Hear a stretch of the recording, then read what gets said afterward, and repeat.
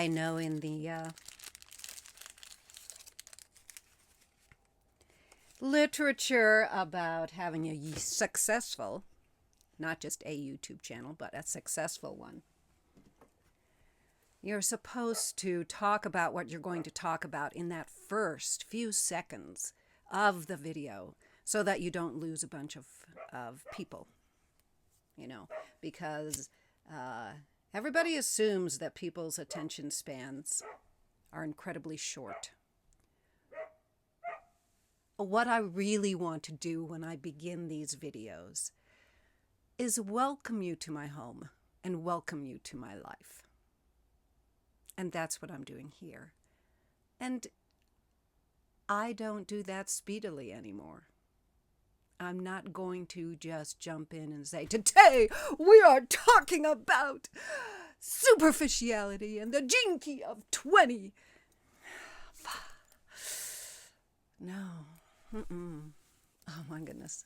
I know this is a tangent, but my husband listens to a lot. He reads a lot of financial information because he plays in the stock market.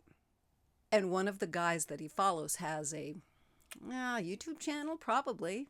This guy is just like that.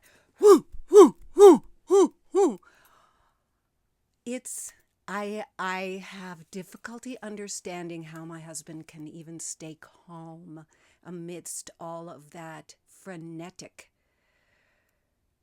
energy. And now I myself am needing to shed that. Having pulled it in, I'm shedding that shit. Okay, let's get back to this. I've got to see what's going on with the dog. Hold on. Today, I wanted to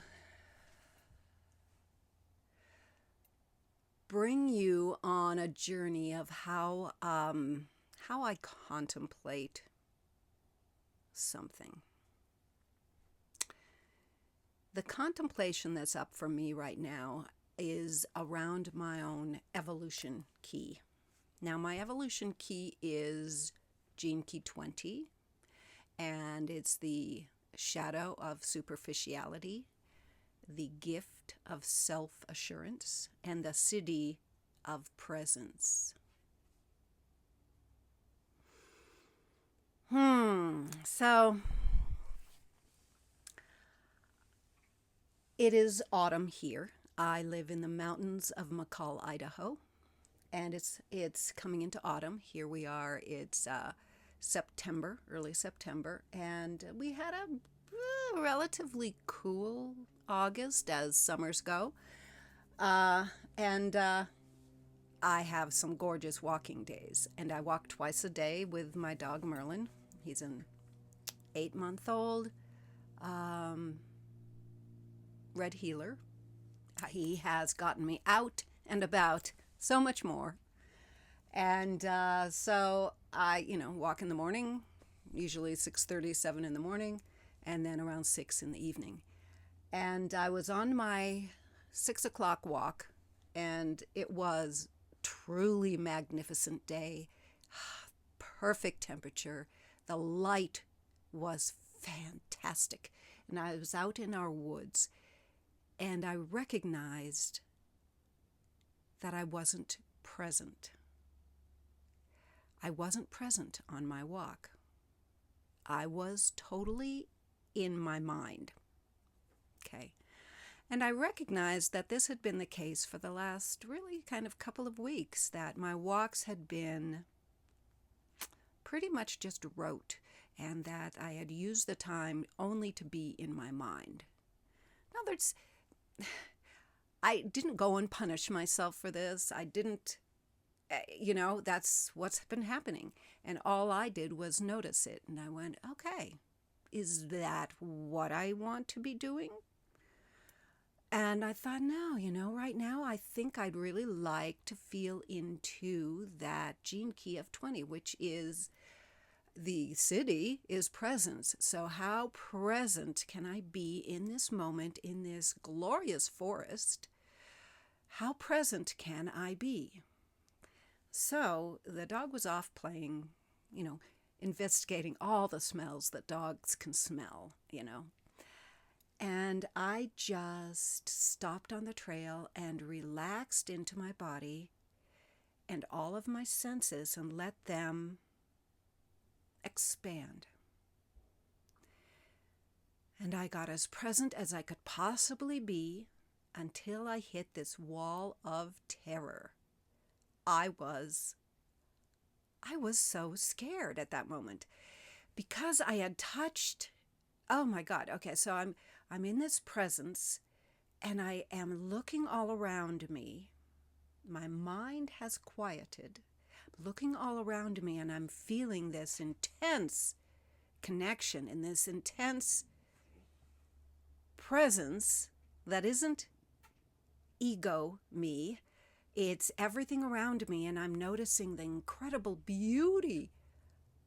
And I'm terrified, and I pull back out some, and I go, "What is that about?" Okay, so on the one hand, I'm sitting here going, "Yes, wow, phew."